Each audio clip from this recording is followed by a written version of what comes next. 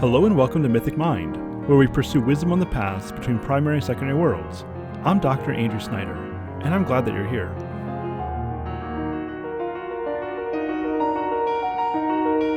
Welcome to the 100th episode of Mythic Mind. Not too long ago, Aaron Bair reached out to me, he's been on the show before. We've talked with Farmer Giles of Ham. You may have been on once or twice. Other than that, I possibly, in any case. Yeah, I show up every now and again. Yeah. He's the renowned author of Joyful Outpost, a book about the Beavers of Narnia. He recently came to me and he came up with this idea of us having this conversation about stories that inspired us, especially from our youth. And it happened to coincide with the 100th episode of Mythic Mind, about time to do that. And so I figured, let's just make it that. I mean, this has increasingly become a group effort. And so I'm more than happy to hand over the reins for this milestone. So Aaron, you can go ahead and frame this conversation with anything else that we need to know and take it wherever you want to go. Awesome. Well, thanks, Andrew. And congrats on episode 100. You got a really cool thing going on with Mythic Mind. And so may there be, hundreds more. Thank you. I like to think so. Well, cool.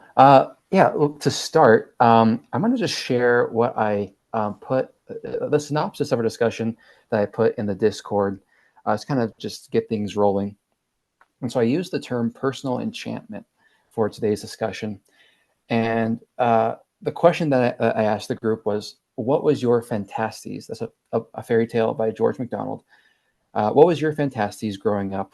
We all have stories from our youth that served in enchanting our souls and helping shape who we are today. What story or stories served that role for you, and in what ways did it shape you? And so I thought it would be a topic worth discussing for a couple of reasons. So reason number one, we're all Christians who are involved on some level in the humanities. So we have an acute awareness then of the bridge between myth and truth, right? And we have a very vested interest in it. Maybe even to go farther, we have acute awareness in myth and reality, as Lewis dichotomizes in his famous essay, Myth Becomes Fact. And so it's these stories, these myths. You can take a modern one like Lord of the Rings, or maybe The Rime of the Ancient Mariner, which is one of my favorites by Samuel Taylor Coleridge, or even go farther back in our history and look at the ancients like Homer and Virgil and Ovid. All those myths, they really serve in leading us further up and further into goodness, truth, and beauty. And oftentimes, it's more potent and it does a better job than a mere, propositional claim or argument could do.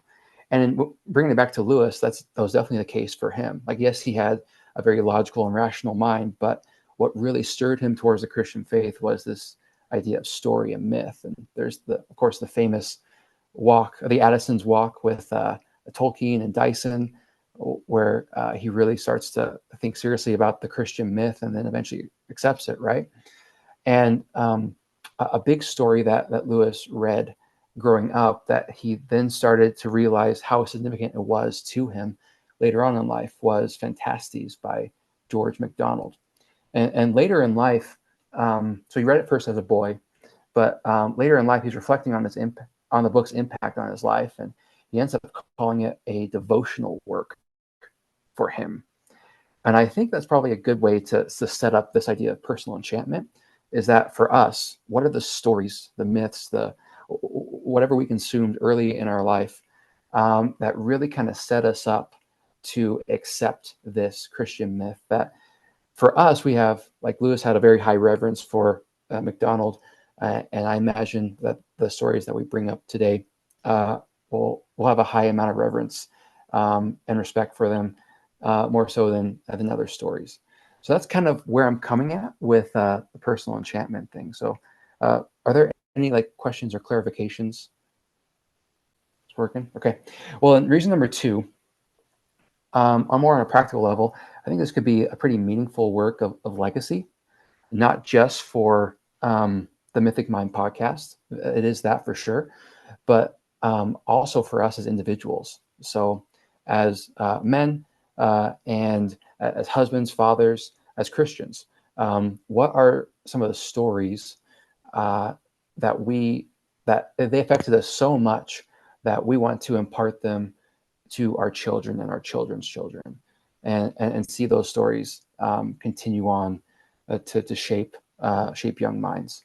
And so I know this was formative for me, kind of thinking through, okay, so which stories really impacted me in my youth that I would want to see, my children. I have 4 of them. Which stories I want them to read, and so that's kind of where I'm coming at with this. And I'd imagine, since this is largely everyone in this group has a love for Lewis and Tolkien, I imagine I'm going to hear Lord of the Rings or Narnia once or twice in this podcast. Totally fine.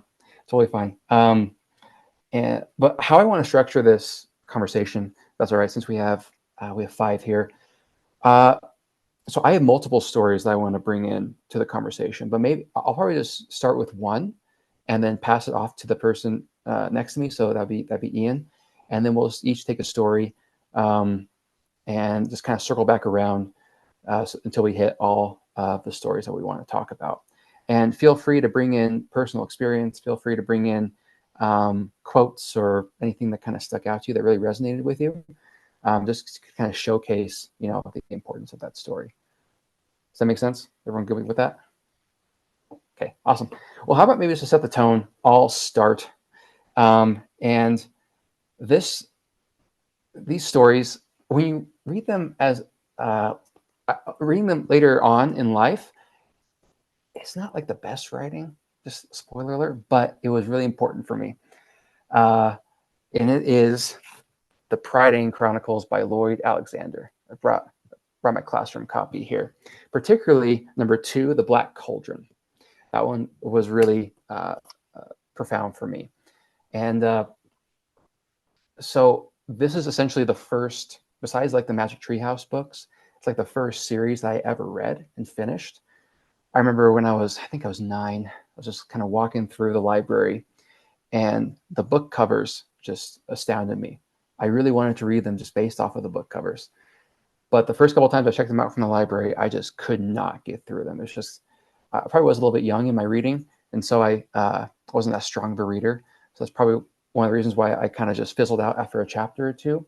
But then finally I just, hunkered down and read them, and I loved them. And it's great fantasy. It's definitely inspired by Tolkien and Lewis. Again, not as great as Narnia or Lord of the Rings or The Hobbit, but a really good story. So yeah, that's my first book. Has anyone else read The Prydain Chronicles? I have, although I actually prefer the Westmark books, also by Alexander, whereas Prydain is kind of a mishmash of Narnia and King Arthur for kids. Westmark is Les Miserables for kids. Okay. Well, I haven't read them, but so the Disney movie is loosely based on the first 2 of those books. I had no Very idea. loosely. Wow. And Yeah. they called it The Black Cauldron, I believe. So it's based off, it has the second book's title, but yeah, it's. Yeah. So what about those stories that obviously as a kid, you don't always know why certain things are enchanting you or inspiring you or capturing your imagination. And looking back, what do you think it is about those stories that gripped you as a child? Yeah, I think it was, besides like watching Star Wars and watching Lord of the Rings films, it was getting a sense of this small, insignificant person, this who's just looking after a pig, which turns out to be a pretty special pig. He gets called on an adventure. You kind of get this sense of like the world building is really good, and you see this young man kind of coming of age, gaining courage, and then finally, finding out what his calling, his destiny is. And so, as a young reader, I hadn't really read much of that kind, and so that's one of the reasons why it was pretty significant for me. So should I jump in? Yeah, go for it, Ian. Yeah. Okay. Actually, I have a stack of 7 books that I tried to think through I was thinking specifically from when I really started reading around the time when I was 9 to about when I was 11 or 12. I hit a lot more serious books when I was 13 and 14. I didn't read Lord of the Rings until I was 13. Um, so I view this as like the first layer, that first enchantment. Um, and I did read George MacDonald, specifically the Princess and the Goblin books as a kid, but they didn't stick with me or really foundationally change who I am in the way that the books I picked did. So the first one, I'm just going to start with one. The first one is the complete Sherlock Holmes by Arthur Conan Doyle. I actually had a slightly different edition of this, but it was the one that had the original illustrations from the 1890s. And this book did so many things. It introduced me to really the adult short story, that structure of beginning, middle, end in that shorter, compressed time frame. Um, the idea of a narrator who's not the hero. Dr. Watson isn't the person who resolves the problems. He's there to just record what's happening. So a little more complexity than just your standard first person kid book that a lot of books when you're reading at that age have. But most of all, what I think really enchanted me and still enchants me is the idea of Sherlock Holmes as the modern day knight. He's he's a battler for justice, for those who can't help themselves against powerful forces that want to destroy them. And that idea of a hero, even though, of course, Holmes is very flawed, he's arrogant, he's not very considerate towards other people, he has a drug addiction, but he still strives for justice. He strives to help people who need help. Um, I think that really enchanted me and continues to enchant me in a lot of the things I love today and the things that are important to me today. So, question for you, Ian: who is the best Sherlock Holmes on screen? Jeremy Brett from the 1980s and early 90s. I appreciate Basil Rathbone and Johnny Lee Miller from Elementary, but Jeremy Brett, partly because he had pretty much just the original stories. He wasn't working with new material. He was trying to interpret the original character, but also just because of the intensity of his performance. He really gives you a sense of the genius combined with the passion for justice that I think a lot of the other Sherlock Holmeses miss. I think that's fair. I'm by no means an expert on Sherlock Holmes, but it definitely seems like some of the more recent takes, which I enjoy watching, the Cumberbatch or Robert Downey Jr. Like I think they're fun films, fun show, but it definitely seems like they're almost doing a caricature of a character rather than living out the character or doing their own portrayal. That's my amateur opinion. And I would argue that both of them are leaning heavily into the anti-hero interpretation rather than the hero. And I think there's room for an anti-hero interpretation for Holmes, but since we're talking about, enchantment in a book that kind of brought some goodness into my brain as a, 8, 9-year-old boy, I think that Holmes is a hero. I think he teaches kids to, observe and deduce and use their brains, but not just use their brains for anything. He's not like becoming a supervillain. He's using his brains to help people. I think that's it's a message that's not didactic, but it's modeled really well. Yeah, I think that's a really important point that we've definitely gone through, and maybe we're still in a stage of anti-heroes where there are very few real, genuine heroes that are firmly on the side of good. You might get a good outcome, but to have actually a good heroic figure is kind of rare. And I think people don't recognize how much they want that. Some time ago, I've gotten to a spat with some people who are trying to argue that Jackson's Faramir is somehow improved upon what Tolkien gave us because he's such a muddled character, and you don't know what he's going to do. It's like no, like if you are at all in tune with like what it means to be human, or what it is you actually want, like you want a good guy. You want that refreshing, wholesome reminder that there is goodness in this world and that's worth fighting for. Yeah, but I don't want to take over here. Aaron, do you have any follow up, or where do you want to go from there? No, I think that's great. If we're done with discussing Sherlock, we could go to your book, Andrew.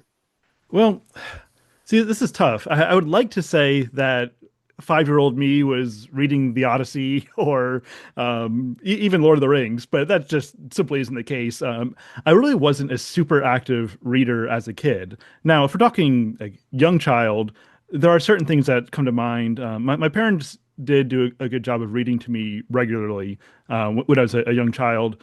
I think of this. Let's see, I can't remember. It's like a treasury of bedtime stories, which I still have and read to my kids sometimes. It's a collection of fairy tales, but like the more grim versions, where not the kind that typically are provided in children's books today, but the ones where like people die and they think things go wrong sometimes, and that was definitely one of my favorite collections. And as I've rediscovered reading and fantasy and fairy tales, I'm continually reminded of that line, that well-known line from Lewis about becoming old enough to read fairy tales again, because that is exactly the arc that my life has taken. That as a young child, I loved fairy tales. But then as I got a little bit older, especially later elementary school into middle age, not middle age, but middle grades, I I just really stopped reading a whole lot. And it's really not something I discovered again until adulthood. At least I stopped reading fiction. And so when I think about what isolated times of reading I did have in my adolescence, I do very fondly remember my parents reading Narnia to me. So there's the Lewis that was already predicted to come up. And so we read through all of the Narnia books together. And I would like to say that that radically shaped me, but I think that the experience of experiencing those stories with my parents at the time as a young child, I think that was actually the most enriching part of that experience, of talking with them, of encountering it and being read to rather than simply reading on my own. And so I think having that experiential connection is actually even more important at the time than the content of what I was reading. And so I guess if nothing else, that's a big plug for reading with your kids, not only for what you're reading, even though that is important, but also I think that just having that dynamic of encountering adventure, encountering story, encountering important ideas with somebody who is equipped to lead you through them, like as a young child, I think that is one of the most formative things about reading in youth. Now, beyond that, and I can get to more to this in the next round. I mean, honestly, as a child, video games were probably more of where I got my literary fix at the time. So maybe I can circle back to some of that for my next run. Awesome. And well, just to echo that, I loved reading Narnia as a kid. Definitely one of those top stories that enchanted me. But there's only a first time that you can read a story, right, and kind of experience it, a whole new world, for the very first time. But reading stories to your kids, like I'm currently reading through the Narnia series with my children, my older two. We're on the silver chair, and seeing Narnia through their eyes is it's not the same thing as me reading it personally for the first time, but it's super rewarding, and it's changed my rankings quite a bit too. Like just seeing the questions that my kids ask about certain stories. I think it was actually a post that you made, Andrew. You're ranking Narnia books, and then I commented like, "The Lion, Witch, and Wardrobe is too low on your rankings.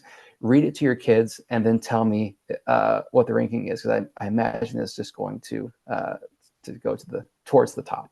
If they don't tell me that the silver chair is the best, I'm going to tell them they're wrong. I'm with you. I'm with you on that. But Lion, the Witch, and the Wardrobe is number 2, just to maybe set some controversy. Well, other thoughts on reading to kids? Any other thoughts on that? I really love the point you make about getting to experience a book for the first time again when reading it to a child. I really like watching people on YouTube react to TV shows or movies that I really like, and seeing them experience the emotions I felt the first time. So I think we need to start a reading books to kids for the first time channel on YouTube.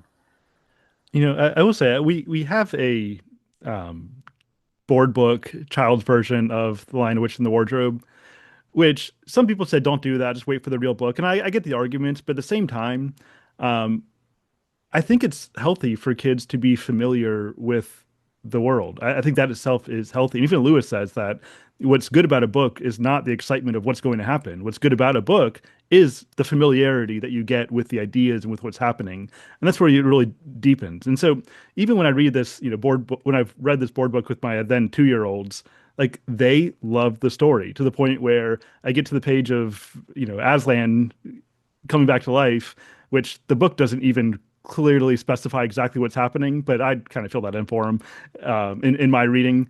And they just like get so excited. And so, even on their level, I'm able to experience some of that just enchantment with Narnia and with the story and the hope and excitement that the figure of Aslan provides.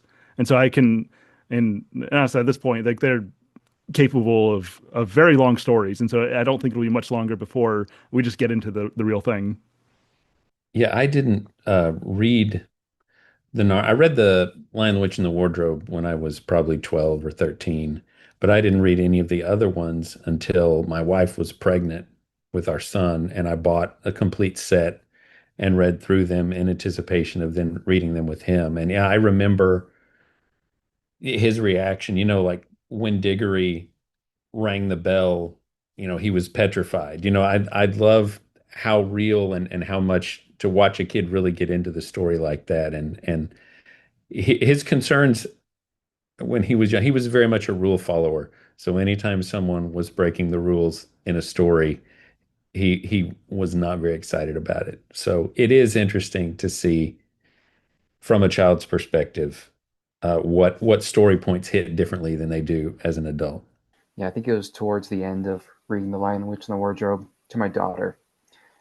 This was after Stone Table cracks, Aslan rises again, and then my daughter Lucy. So there's a Narnia nugget there. But she asked me, Dad, is Aslan Jesus?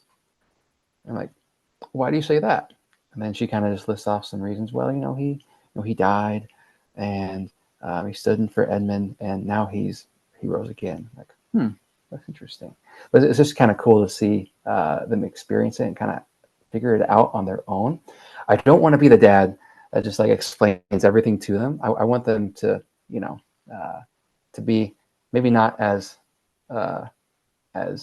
carefree as like a Dumbledore, where it's like, oh yeah, this is my school, but you guys just do whatever you want in it, and experience it for yourself. But I want to guide them for sure. But yeah, seeing them kind of figure out and put the pieces together is really cool. It's really special. All right, David, what's your first story? Oh, all right. Well, yeah, I started thinking about elementary school and our school library. Uh, there was a book that I was always checking out, and I've got it here. It was the Iron Giant, and this is the original printing from 1968. Which, and looking it up today, I discovered this is worth $400, so I'm going to be careful with it.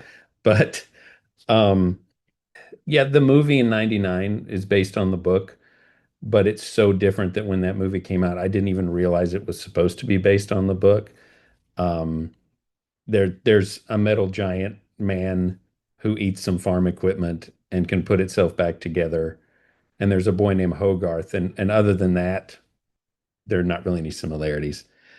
But yeah, and the original British title was The Iron Man, but even in 1968, that comic already existed here. And so I think they call it the Iron Giant all over the world now because the other Iron Man got much more popular. But yeah, he's like a nuisance when he first shows up, and they trap him, but eventually they welcome him in the community. And but then there's this really weird sudden turn in the story where astronomers see a giant monster coming through space to the Earth, and they call it the space bat angel dragon, and it just lands on Australia and demands to be fed, and the Iron Giant challenges it to a contest, and it's it's in 5 chapters. It's meant to be read to a kid over 5 nights. And Ted Hughes, he was a English poet laureate, and so the writing is very interesting. Sometimes there's a unique rhythm, lots of short sentences and sound effects written out in repetition and things. But I was always just fascinated, largely by the illustrations. I think they're like etchings, and only this first edition has these illustrations in it. But he looks like he's made out of like car parts and stuff, basically. Like, I don't know if you can see like these kinds of strange things like that. Like he's got a car headlights for eyes and the radiator of a car for a nose and stuff like that. But I did become an artist, and I think books and the illustrations in them, they had a big impact on me in that way. But just the how far out the story is. I mean, it's only like 50 pages, but like this monster just kind of hanging on the sun, it really fascinated me. But in the beginning, he just it starts with this Iron Man seeing the ocean for the first time and then falling off a cliff and falling apart. And then in great detail, the first chapter describes his parts. Like a hand finds an eyeball and finds another hand, and they find a leg, and they're just describing it all coming back together. And I remember when I was in third grade, and this would have been like 1983 or four, uh, all the kids in school had to read for 15 minutes from whatever book they picked to the principal in his office. And I picked this book and I read that absurd first chapter to him, and he was like, "Well, that was very interesting." But that it stuck with me. I don't know. I kind of forgot about it for a while, but then it came back and it really stuck with me. And I found probably 20 years ago, I found this copy of the book. But it's vaguely environmental and anti-Cold War. I think he wrote it to console his children because his wife had committed suicide, if I remember correctly, which is kind of a sad bit of the story. But yeah, I think this book and other books like that really activated my imagination and made me want to be a person who tried to, I don't know, create these kinds of stories and that kind of imagery specifically that was in the book. I have, I'll admit, I have not read The Iron Giant, but I'm putting it on my list to read now. Has anyone else read it? Yeah, like I said, 50 pages. So it's a pretty, yeah, it seemed huge. I remember when I was a kid getting it in the library thinking it was about twice this size, but I was much smaller compared to it, I guess. But But you just said it was $400. So yeah. Yeah, and you were talking about original illustrations earlier. I don't know why they changed the illustrations. Like, the original Narnia illustrations are the best. I think these originals are the best. There's even like Dr. Seuss books, sometimes they go and try to change the illustrations, and there was nothing wrong with them. They're beautiful.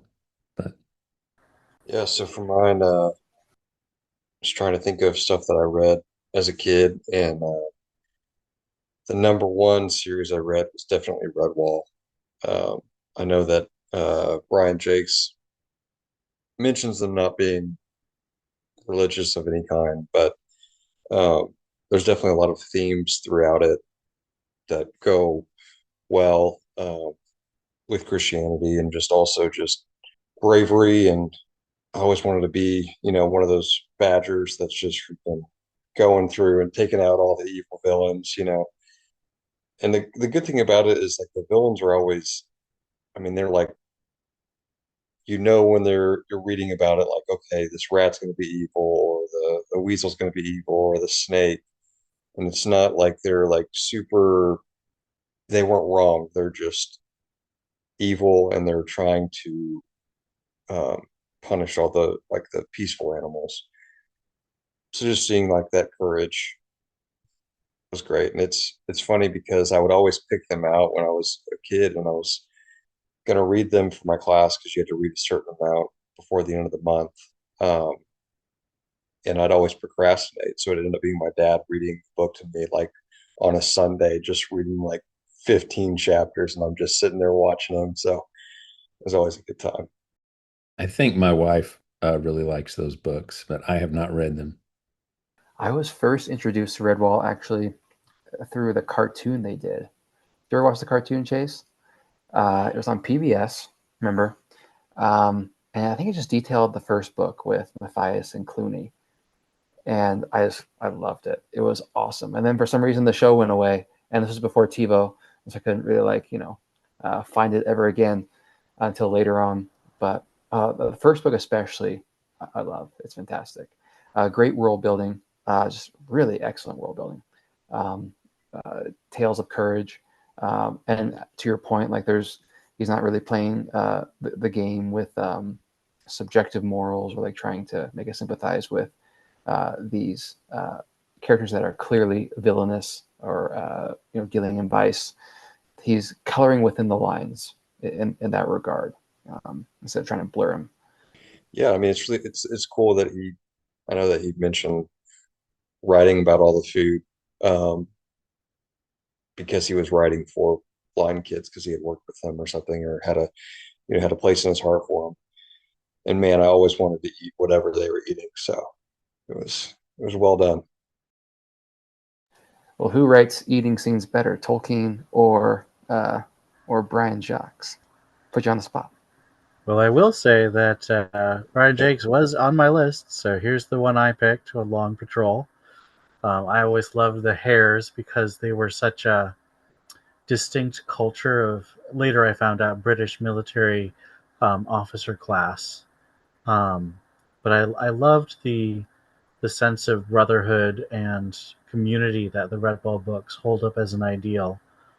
Yeah, I haven't read Long Patrol, but I have read some. My kids like some of the Paw Patrol books, if that qualifies here. No, that's a completely different thing, Andrew. We'll circle back around to me. Chase, I want to hear your answer, though. Who writes better eating scenes? I'll give you some time to think about it, though. Okay, man? All right. So, my next one, and I think there are some other millennials here on this call, so I'm curious to get your thoughts on this. But probably, and this is actually probably number one besides Narnia, and that's the Harry Potter series. And so, what I'm pulling up right now is the seventh book, The Deathly Hallows. This is actually the Canadian version as well. So the story behind it is I was on vacation in Canada when the book came out, and I'm one of those diehard Harry Potter fans where we went to Barnes and Noble, stayed up till midnight, got a copy of the book, and then went home.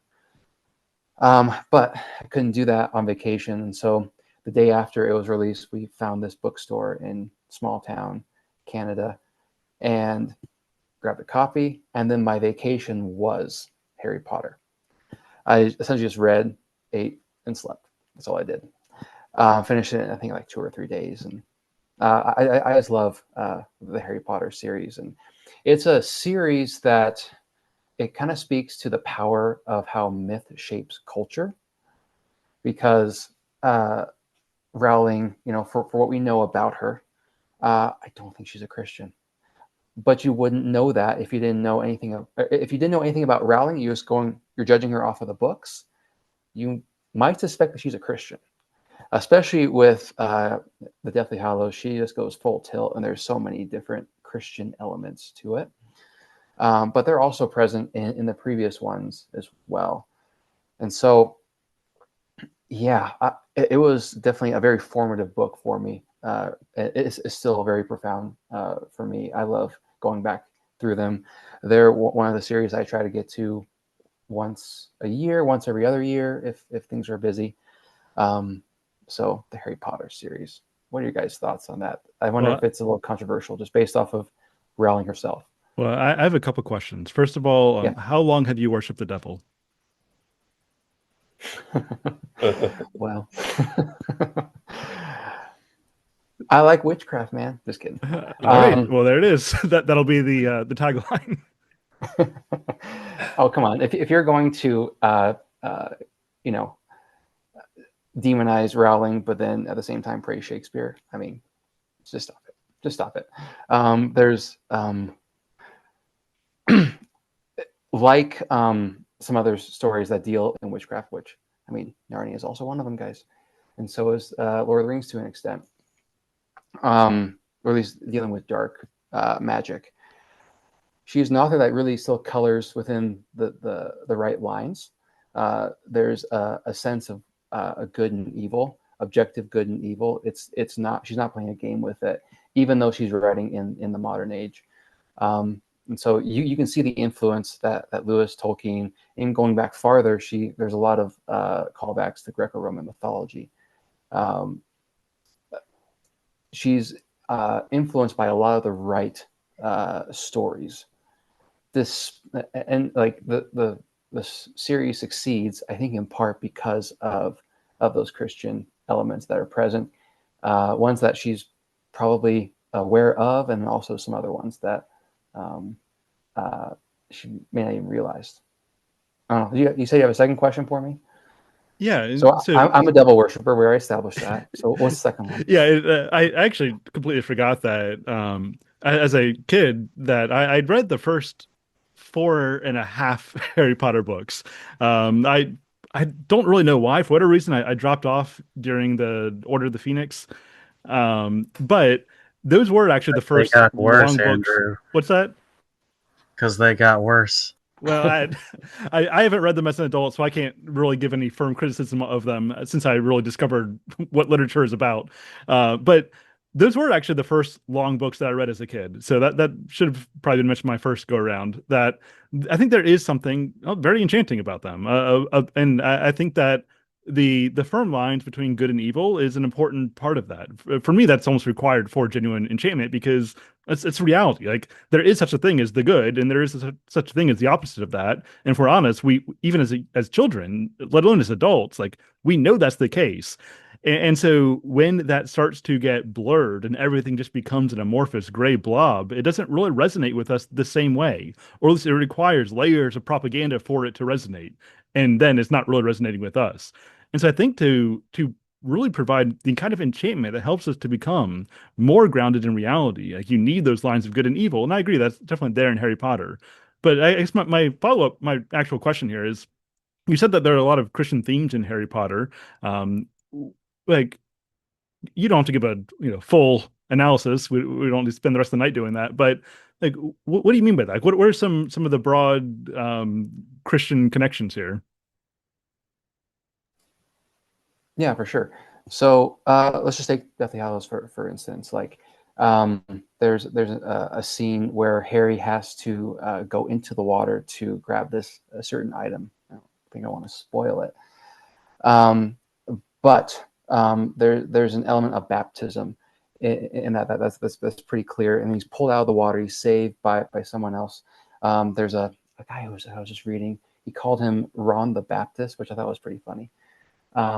Harry essentially dying, becoming death, to rise again, to conquer the Dark Lord for good.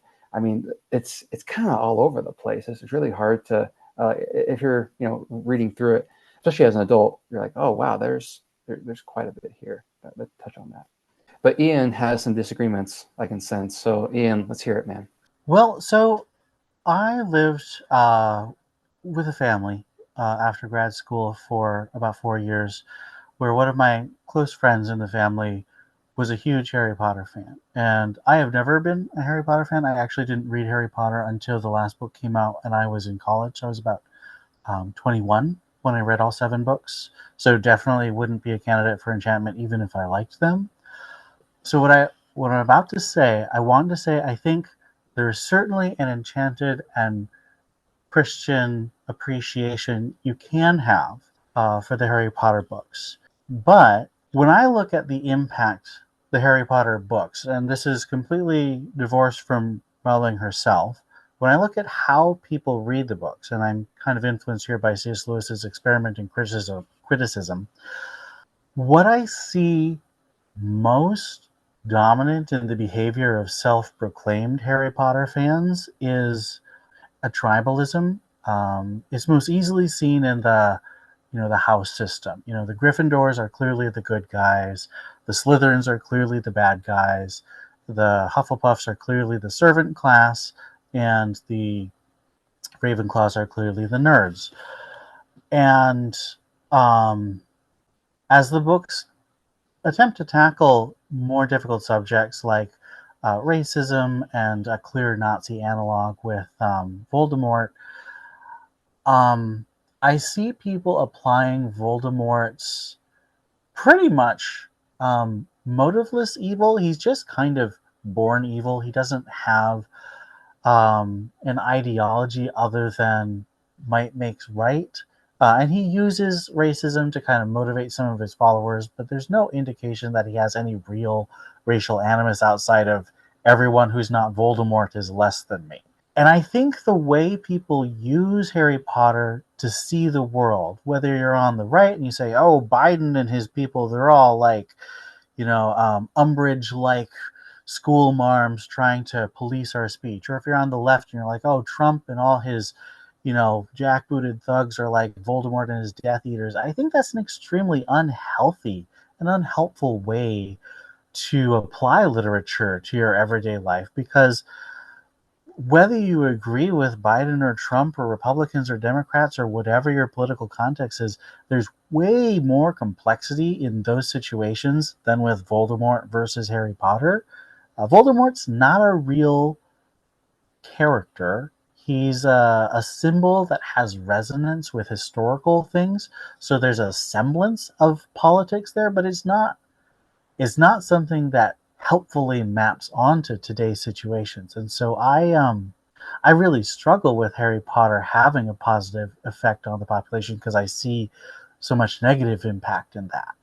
Would you say that as a villain that I'm sorry, Chase, I know we keep cutting you off, but I just got to this one follow up. Ian, would you say that as a villain that Voldemort is substantially different than, say, Sauron? Yes. Although if you haven't read Silmarillion, you won't have as full understanding of Sauron. But I think Sauron makes a lot more sense as a more medieval king whose primary goal is power. I would disagree with you. For most of the points, I think that could be said for like fandom of pretty much any of the popular things. Like I've seen all those like looking through like Jedi and Sith is like I mean everyone uses it, right? If you're like a fan on one side, you're like, man, Trump is just Sith Lord Empire, he just fascist or whatever. You can apply that. And in terms of, I wouldn't even say like Voldemort's really like Sauron or anything. I think in Half-Blood Prince, like he's kind of an abandoned kid by his family, and that leads him to like turning against it. I wouldn't. I know people make like like it's like there's a lot of racism in it, but I would even see it more like kind of like classism if you're going to make that argument, because it's somebody that doesn't have like the wealthier people, or like the Weasleys are looked down upon because they're closer to like Muggles or something like that. So I mean, I think I say this bias because I did grow up with Harry Potter, and just like Aaron, I remember coming back from a trip and calling my dad, and I ended up picking it up in the airport so I could read it on the plane back, and so we were both reading it. But I think there is good there. I think people definitely do misuse it being fans, for sure. And I do want to emphasize, and this is why I had such a rambling prologue. I lived with someone who I still love very deeply as a friend, who I think does read Harry Potter in a Christian way, in a way that encourages them to be kinder to people and live out the Christian life. So I do think it's very possible to read them that way. I just look at its impact on the wider world, and I don't see that positive impact in the way I see it for Narnia and for even Star Wars. Now, for those of you who are the Harry Potter apologists here, um, you know, I very much segment out my relationship with literature from kind of before and after my relatively recent literary renaissance of like a few years ago, really, is where just so much of my life changed as I just discovered books. Um, would you recommend that, adults, like if I, pick up Harry Potter and try to give it a read again, like without having like a I don't know, life-changing experience with it as a kid? Like, am I going to enjoy it? Am I going to read it as great literature, or is it going to read like a kid's book? Like, how does it read, do you think, for an adult? The writing does hold up, I would say. It definitely isn't on the level of Tolkien. Ian, one second. The writing is okay. It's definitely not on the level of Tolkien and Lewis, but the world building, especially the character building. There's so many good elements to Harry Potter. Uh, so yeah, I'm with Chase on that. And also, just to kind of echo too, the misuse of a story of a fandom shouldn't apply to the work itself. How the fandom treats it. I don't think that's necessarily fair either. I think my favorite example in the past like year was there was some MSNB. What's her name? Joy Reid. She had this post where I think it was during the time where like Trump was talking about like how he wants like a third term, and they're like, oh, he's gonna be king or something, and so she like quotes Boromir. She's like, well, Gondor has no king. Gondor needs no king. And it's the same character who just like moments later in the story is just like, my king, Aragorn. It's just like this is stupid. So I mean, the point is like everyone, you can't judge a work based off of how the fandom treats it. And what was the third point? I had a third point, but I think I lost it because I was laughing at Joy Reid. Sorry. Someone else respond. So we don't need to get into this now, but I mean, right now, a lot of the Harry Potter fan base isn't too keen on Harry Potter anymore. But I guess we don't need to get into current events.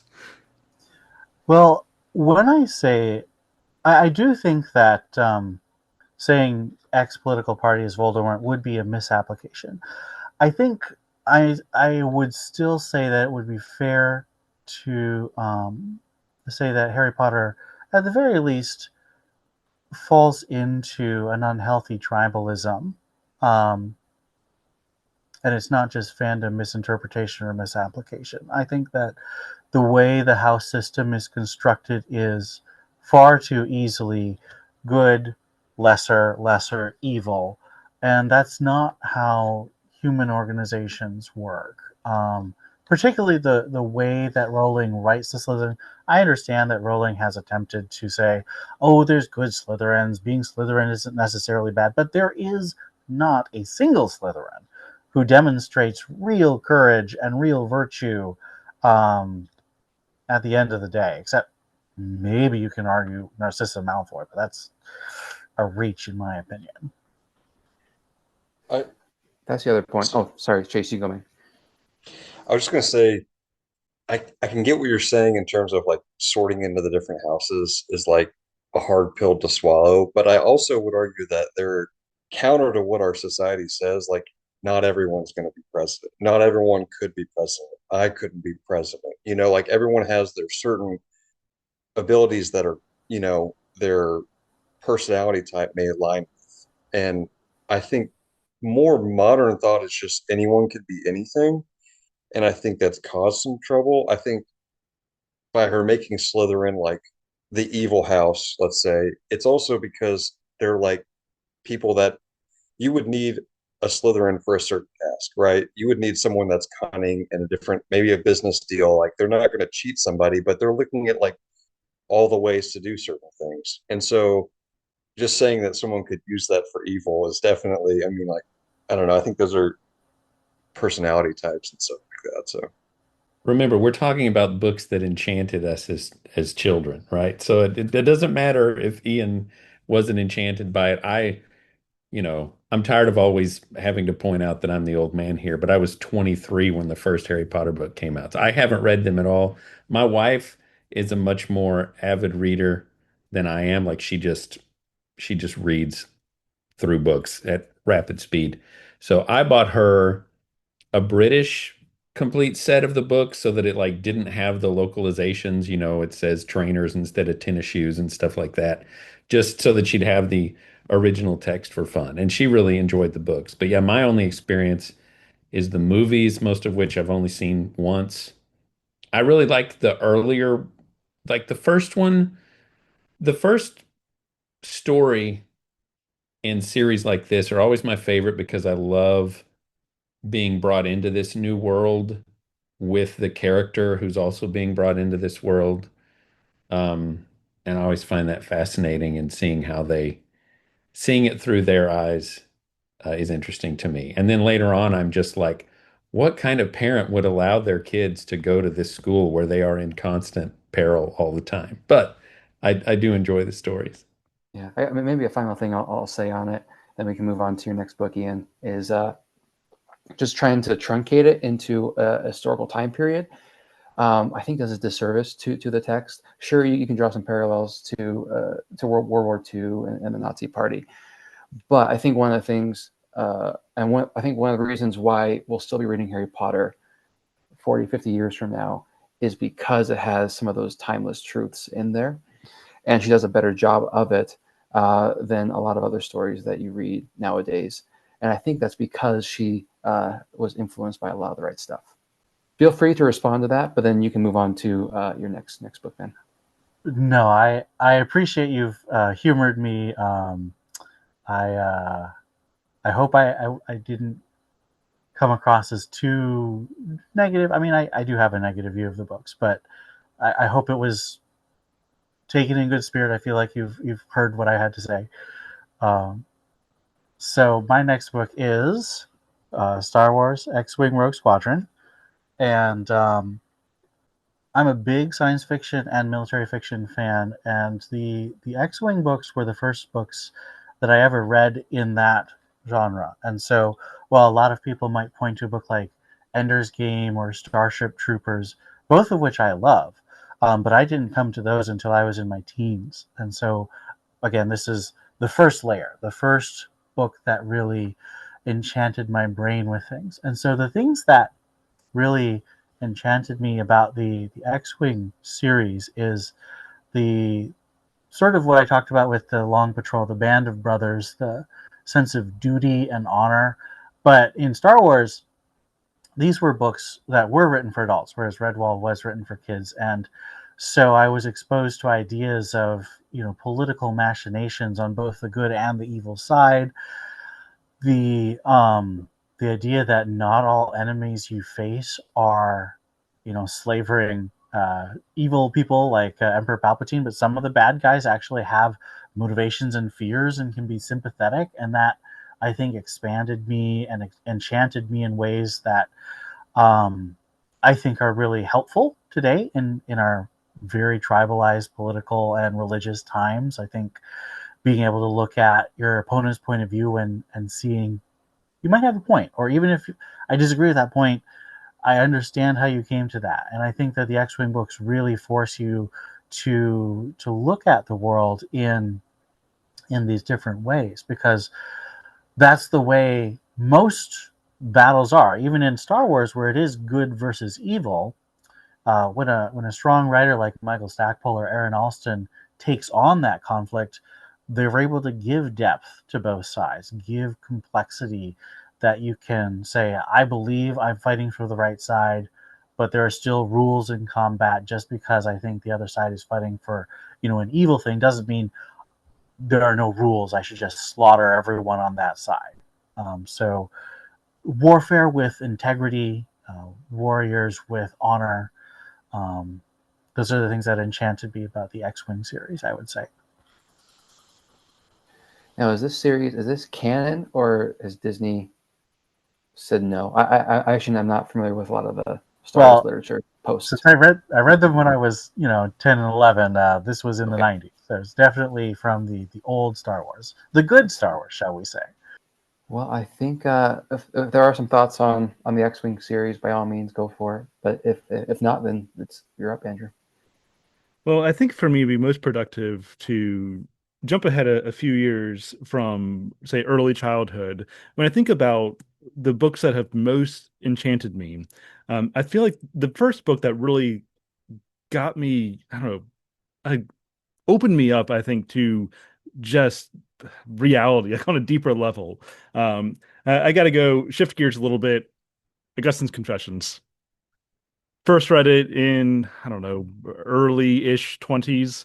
early to mid 20s, something like that. And it just resonated with me in a deep way. At that point, I had just finished my bachelor's degree in philosophy. And so I was obviously interested in ideas and sort of asking some of these questions, but I didn't really like I was a Christian, so I had some of the answers, but not really on a deep level.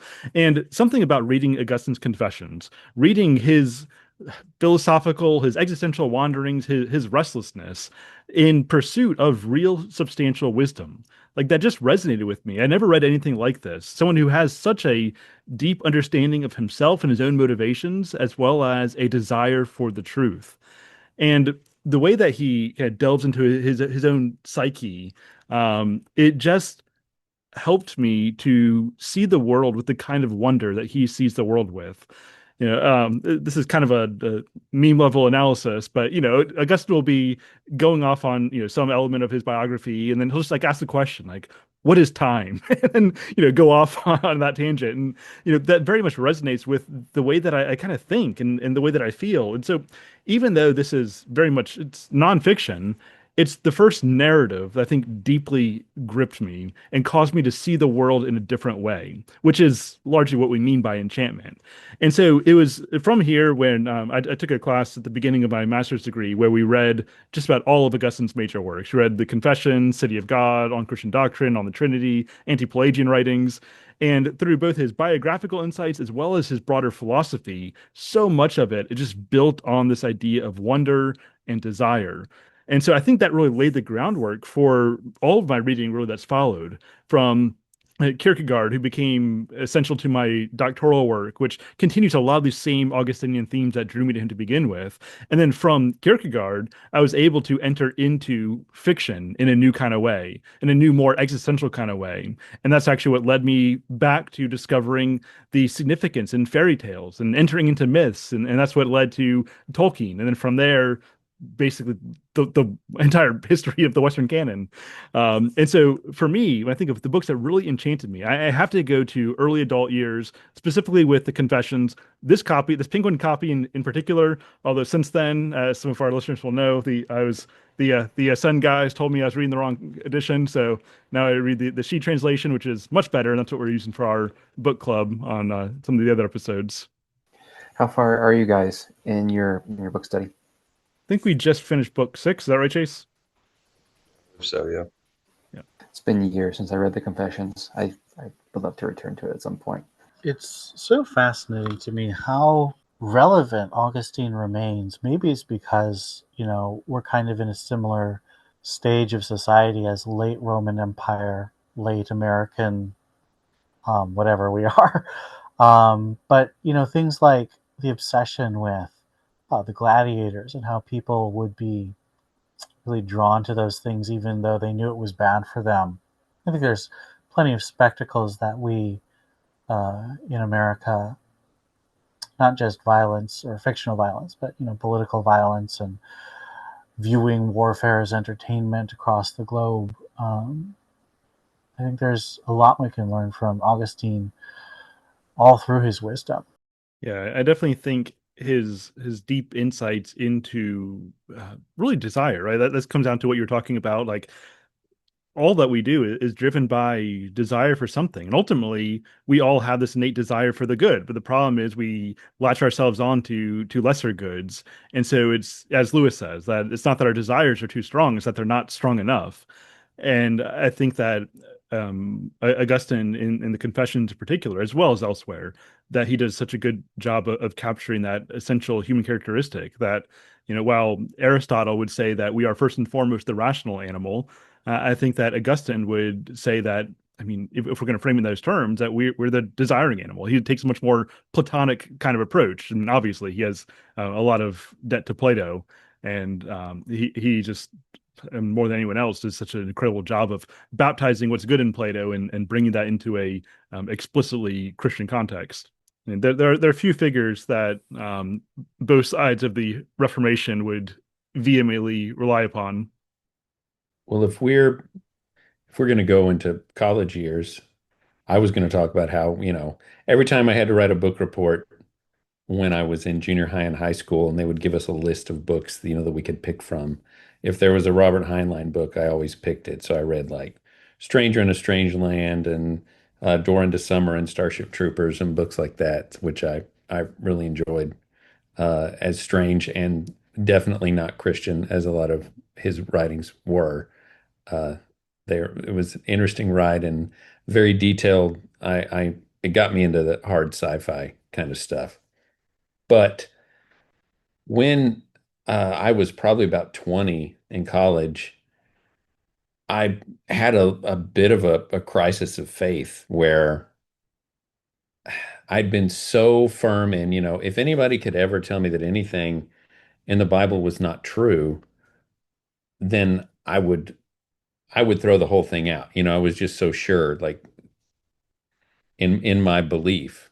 But my belief was not deep as I thought it was as a late teenager. And then the internet came around and I started to argue with atheists online, and they started bringing up all sorts of objections that I'd never heard of. This was in Usenet groups and whatnot because it predated social media.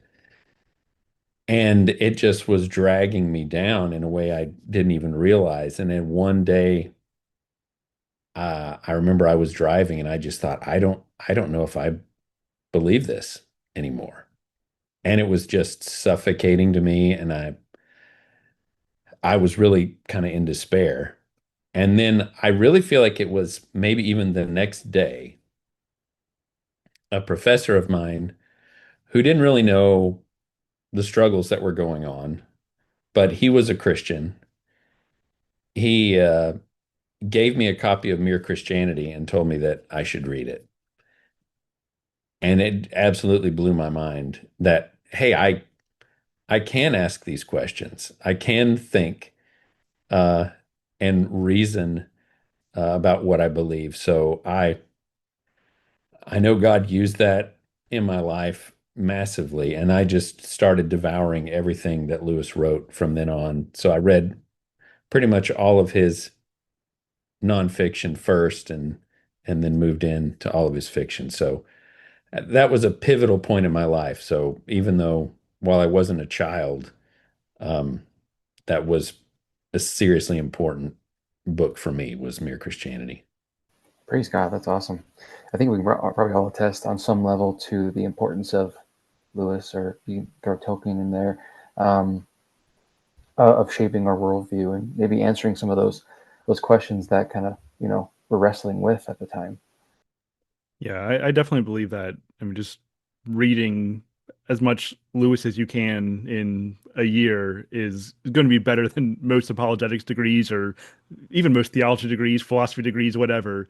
I mean, I know that in my own experience of, I'm pretty sure when I was younger, I might have read Mere Christianity when I was younger. I know I read Screwtape Letters somewhere along the way, but when at toward the end or maybe even after, I don't know, at some point in the last few years when I really got into Lewis like on an extreme level, I definitely became convinced that like as far as just the content goes, like, reading a bunch of Lewis is better than most advanced degrees, on not just a academic level, but on kind of deeply existential level. He has such a insight into the faith that he could defend rationally as well as engage with as somebody who actually loves Christ and the wisdom that the Christian faith has to offer.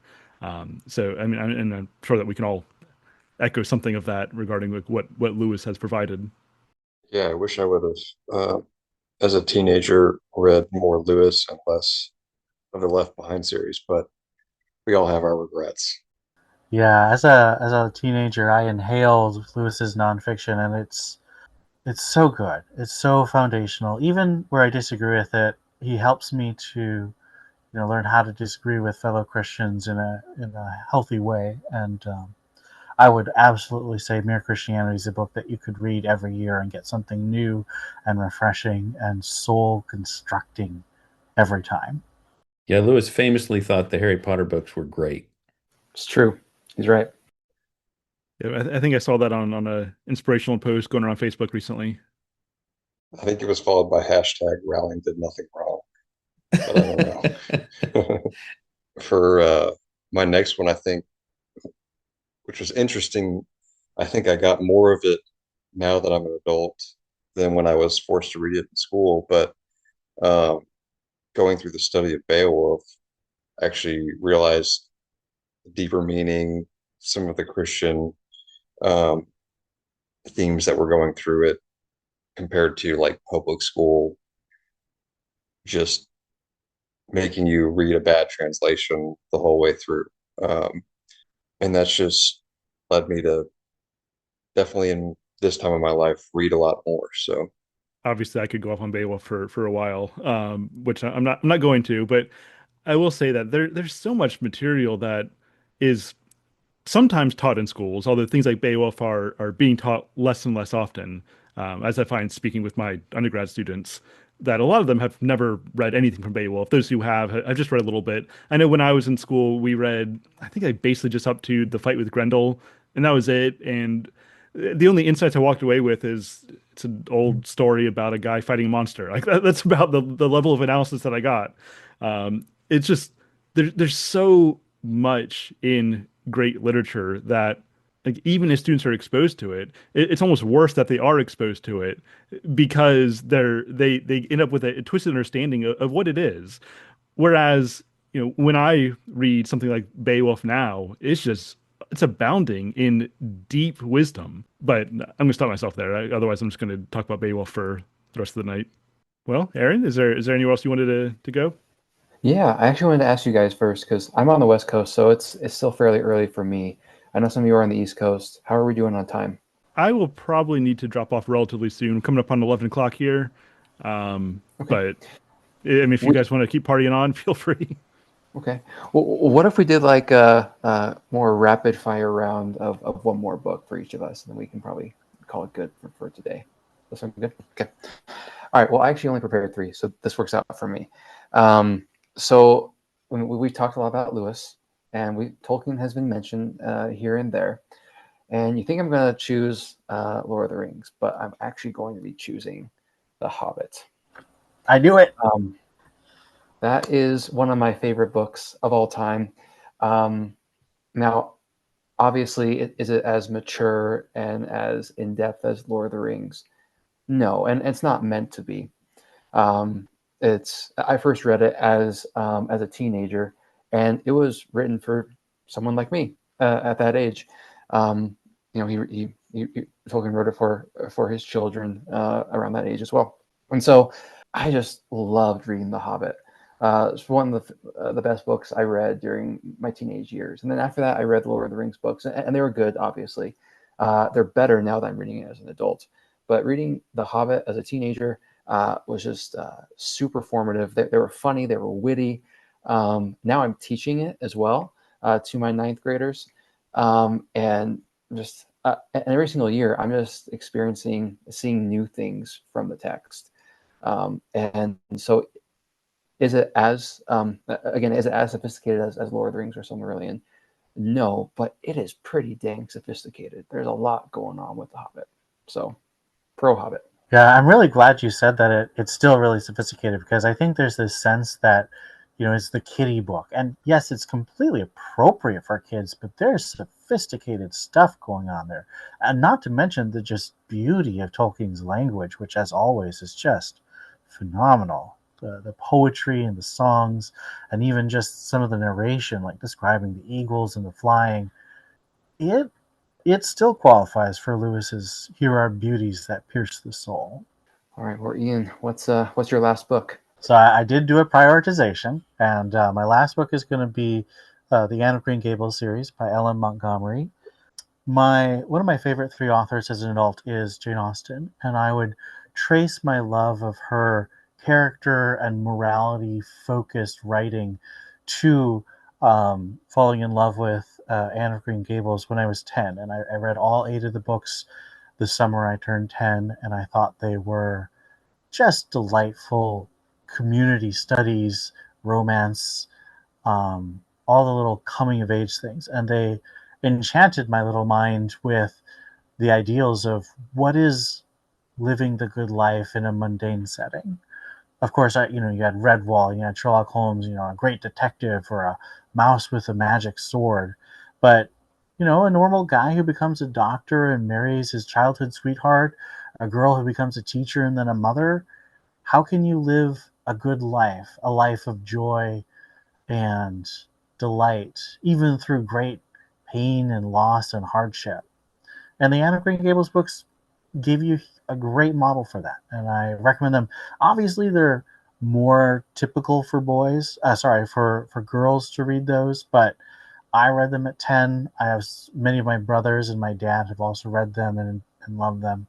So I think they're kind of a thing that can be universal if you're willing to get over they're about a girl.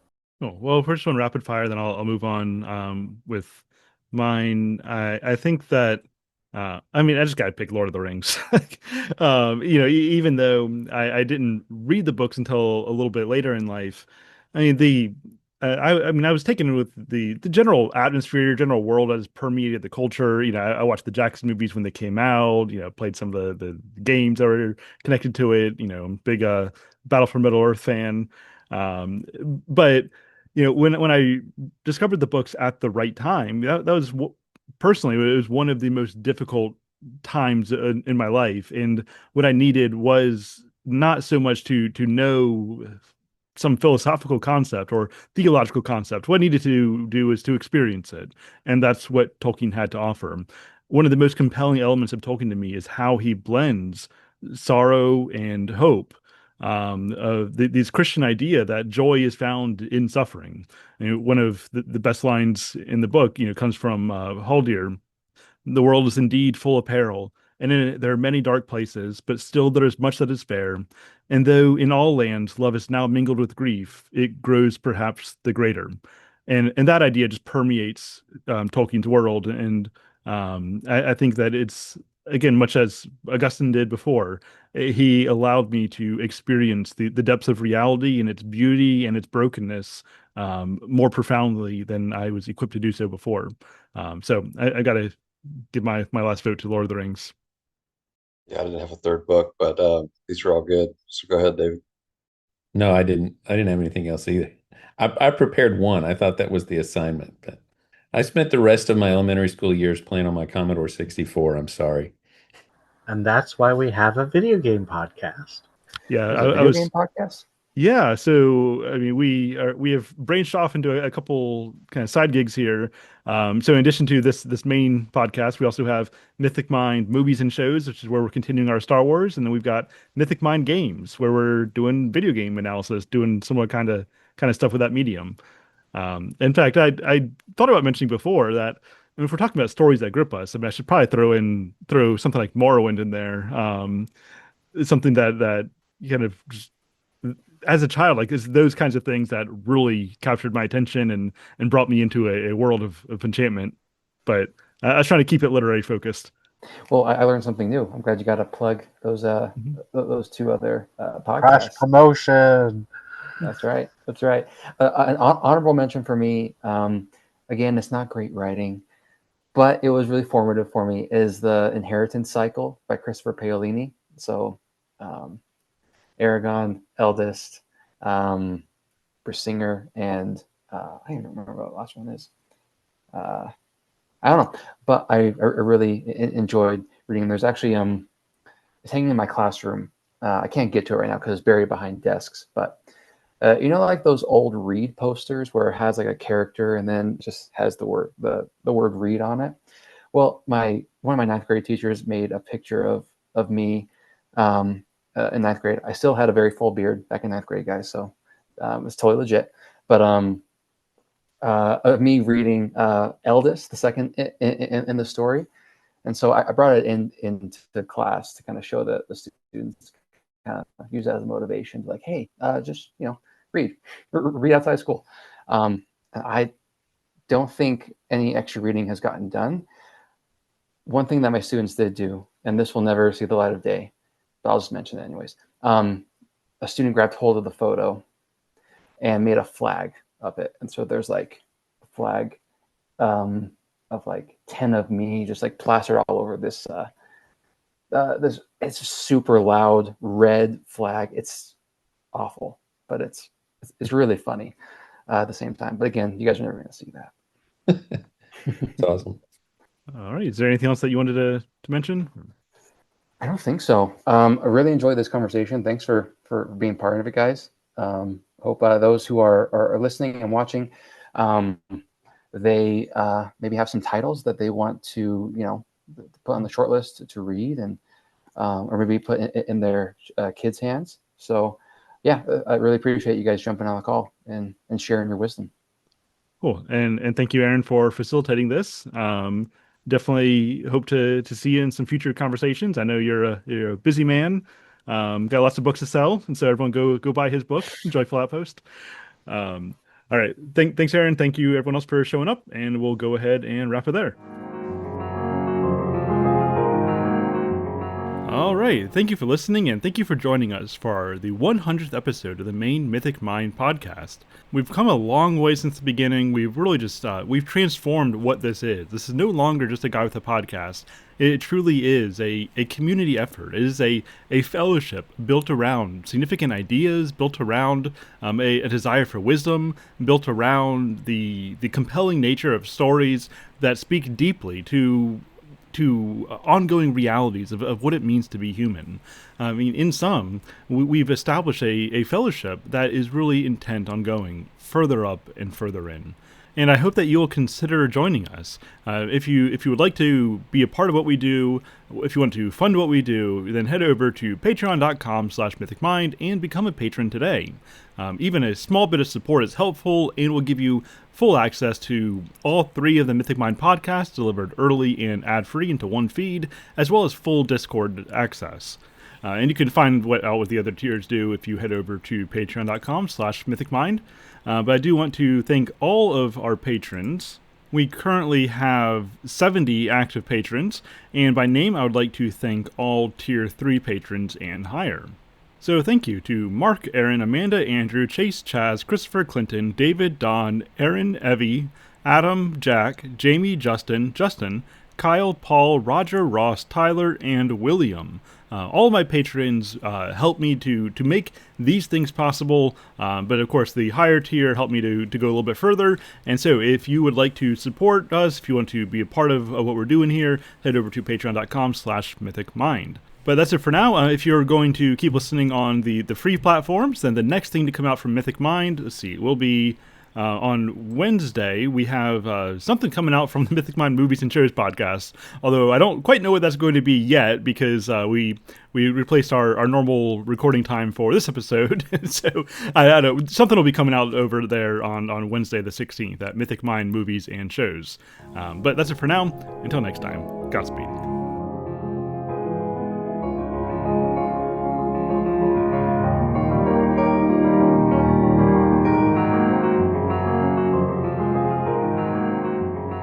Plato Stoicism Until We Have Faces, an 8-week course led by Dr. Andrew Snyder, beginning August 2025.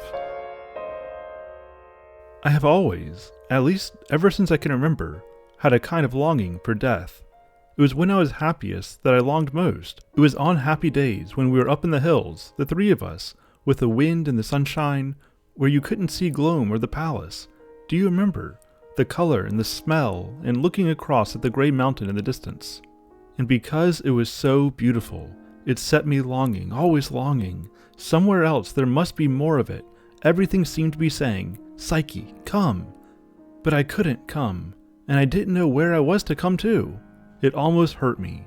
I felt like a bird in a cage when the other birds of its kind are flying home. And now I will make answer to you, O my judges, and show that he who has lived as a true philosopher has reason to be of good cheer when he is about to die, and that after death he may hope to receive the greatest good in the other world. For I deem that the true disciple of philosophy is likely to be misunderstood by other men. They do not perceive that he is ever pursuing death and dying. And if this is true, why, having had the desire of death all his life long, should he regret the arrival of that which he has always been pursuing and desiring? The longing of Plato and the control of the Stoics pervades Lewis's retelling of the Cupid and Psyche myth Until We Have Faces. With this incredible novel, which he believed to be his best, Lewis demonstrates the tensions in ancient thought and, even more significantly, the limits of rational philosophy, which can only go as deep as the foxes can dig. Beyond that, under that, and providing the life of that thought, we find the dark and holy places that blind our faculties of reason. What then shall we do? This is a topic that we will explore after first surveying some important philosophical contributions in the ancient world that have had some significant bearing on Lewis's great novel. To this end, we will begin with Plato's Phaedo, which discusses the immortality of the soul and what those who love wisdom might expect in the life to come. And then we will spend 4 weeks with some of the great Stoics, including Epictetus, Emperor Marcus Aurelius, and Seneca. Finally, we will turn our attention to Till We Have Faces for the final 2 weeks with original content, and so this will not be the same as what you may have seen in the Fiction and Philosophy of C.S. Lewis course. Each week of this 8-week study will include readings from primary sources that will be provided as PDFs, although these are all texts that belong in your personal library. You'll be provided with recommendations for secondary readings, you'll have recorded presentations for you to watch at your leisure, ongoing Discord chats, and weekly live meetings to discuss the readings. Enroll today by going to patreon.com/mythicmind and checking out the shop, or you can gain access to all courses, past, present, and future this year by purchasing a Tier 3 annual subscription. I hope to see you there.